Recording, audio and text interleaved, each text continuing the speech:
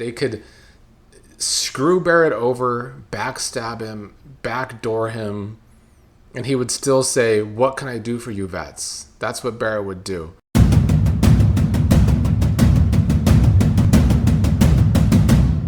What's up, everyone? Let's talk the past 24 hours in the Big Brother 28 house on the live feeds. I gotta say, the day portion of yesterday, because they decided to play the veto so late last night rather than in the day like usual, the daytime feeds were pretty damn unwatchable. Either boring or I'm at a point where I can't watch Drew. It's yet another reason why I need him to go home this week, because he is so unwatchable on feeds to me, just always doing something dumb and being annoying about it. I don't know if it's him being so young and him still having this cockiness to him despite him being in the worst position in the house this week. So over it. I am also glad that for the past 48 hours, a lot of people have been pointing out how Drew is shit-talking Mallory behind her back and how that's rubbing some people the wrong way, like Devens, because this is supposed to be someone that Drew is close to in the game. A potential flirt man, someone he might even have a crush on, and yet Drew goes around shit-talking her. This has always been one of the main reasons I haven't been able to want to root for Mallory, because, she's stuck with this damn dude who is not good for her game. One of the best things that happened on feeds yesterday, or at least the most accurate, was when Taylor and Mallory were having a conversation, and Taylor said that the game is so boring at this point.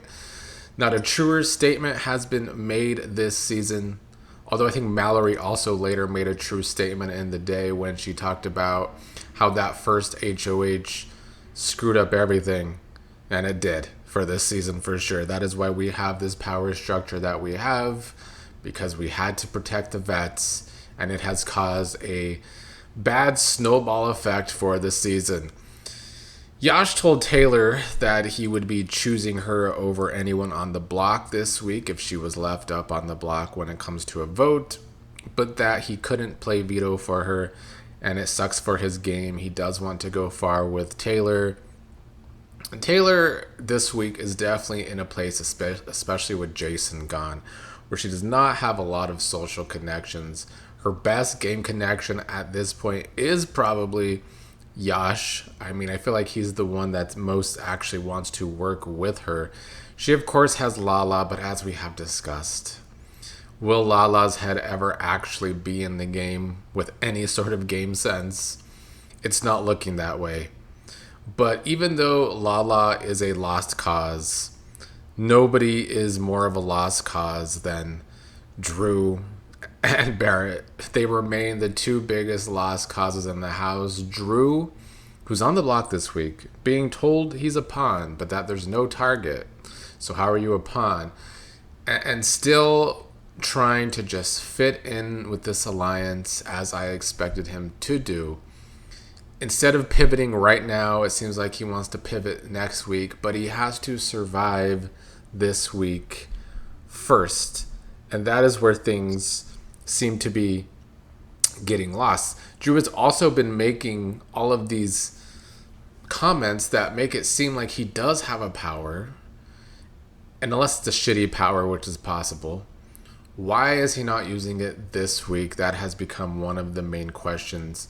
We'll get more into this power stuff later. Dee told Devens she didn't have a power. I don't know if I 100% believe her yet. We might have to find out in tonight's episode, even though I don't watch Sunday episodes, so I'll find out on the internet after the episode airs. Anyway, the veto picks yesterday were Chuck and Mallory to play along with the three nominees, Mallory, Taylor, and Drew, and of course Haley as our HOH.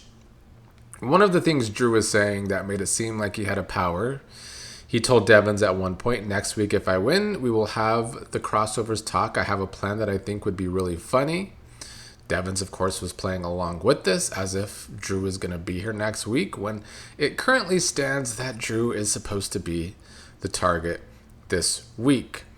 One thing that has pissed me off about Mallory these past couple of weeks is she has strayed away from actually having logic in the game. Like early on, she was one of few that seemed like she knew where the power structure lies and that it's with the vets mostly. She had a thing against Dee because Dee was the first person to put her on the block. But like lately, she is getting more upset with the fact of like, why did Taylor get a pass last week from being on the block? Why is Lala getting a pass this week from being on the block? It's more of like, why are me, Melody, and Lyric not always safe and not fitting in with the cooler kids? And like, that is a kind of thinking she's gonna have to get out of before I start dragging her ass more like I drag everybody else's. Because they had a plan where they could have kept Jason last week as a target in front of her. That was the most logical thing to do. Mallory never even really seemed to want to discuss it often. And so it was at that point when I started to see that Mallory doesn't have the logic for this game either, which is very disappointing. Haley thinks that Mallory might be the person that got the power this week. Barrett is surprised to hear this because Barrett thinks that Mallory maybe would have told him, and she probably would have because she's stupid when it comes to Barrett.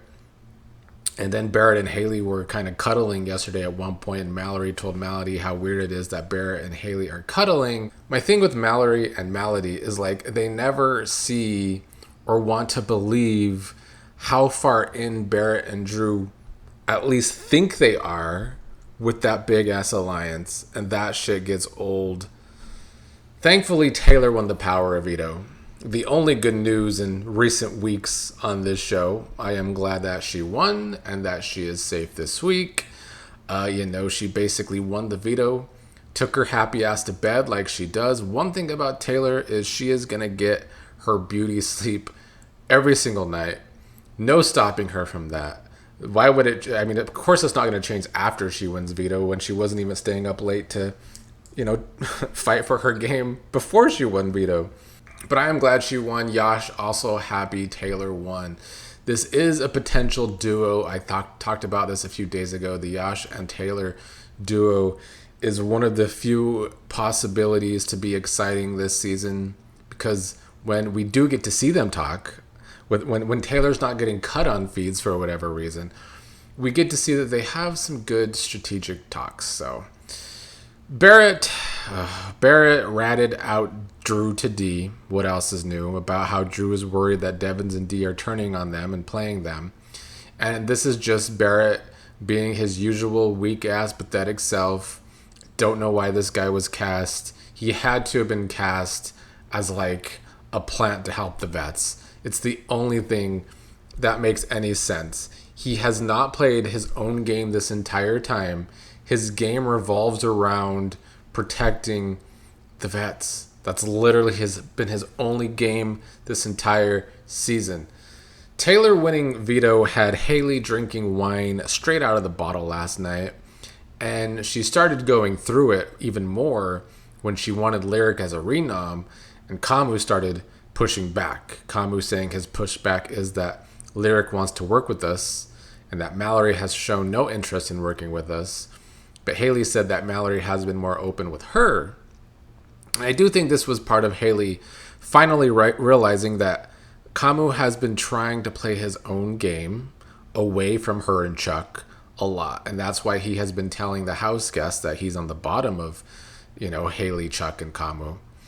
I talked about this, I think, yesterday, that I did not realize, or I didn't understand why Haley didn't realize that Kamu doing that is a lot better for Kamu's game than her own. But she got into it with Kamu over this whole Lyric renom.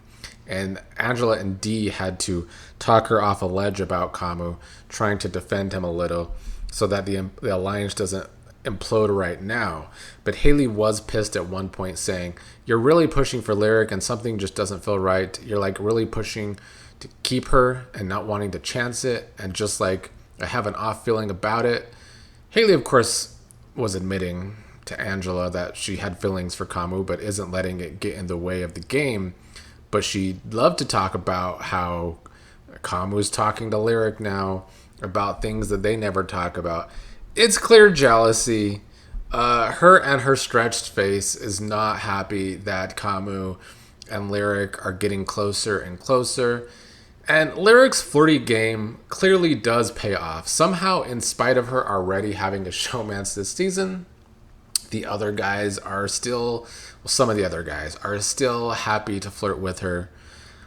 I still think that Lyric has done too much this week, because my thing with Lyric this week is it feels like she has tried this week to support everyone in the house while also simultaneously throwing everyone in the house under the bus. And this is now who social media is hyping up. And the last person social media hyped up was Drew. And we see how that's turning out.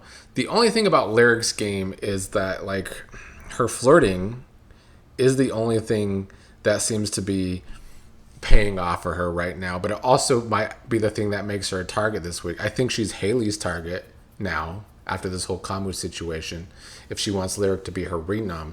But Haley's power runs out after this renom as HOH, and there's not a tie vote this week anyway. So once the nominees are set, Haley has no more power left. Not that this cast is going to give us a tie, please. They have to vote unanimously every fucking week. I do think Devens and Dee are getting annoyed with Angela right now because Angela has been around Haley a lot, and they know that Angela has a bit of a pull on Haley right now.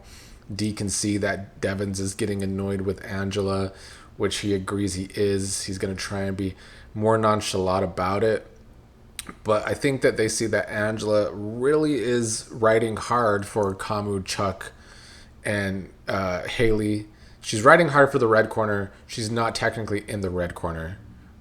But I guess that about sums up Angela as a player in general.